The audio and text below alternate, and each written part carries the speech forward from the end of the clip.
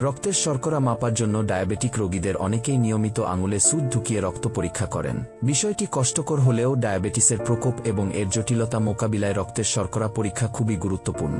যুক্তরাষ্ট্রের Massachusetts institute of টেকনোলজির বিজ্ঞানীরা আলোর তরঙ্গ কাজে লাগিয়ে রক্তের শর্করার মাত্রা পর্যবেক্ষণ করতে সক্ষম যন্ত্র উদ্ভাবন করেছেন।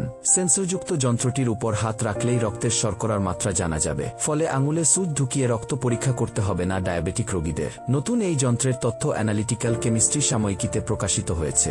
নতুন যন্ত্রটির বিষয়ে এমআইটির বিজ্ঞানী জেওন হোং ক্যাং জানান, কেউই চায় না প্রতিদিন একাধিকবার নিজের আঙুলে সুচ ফোটাতে। এটি বেশ অস্বস্তির বিষয়। অনেকেই চিকিৎসকের সুপারিশের চেয়ে কম ঘন ঘন পরীক্ষা করেন, এতে গুরুতর স্বাস্থ্য জটিলতার ঝুঁকি বাড়ে। নতুন আলোভিত্তিক বিকল্প সমাধান 15 বছরেরও বেশি সময়ের গবেষণার ফসল।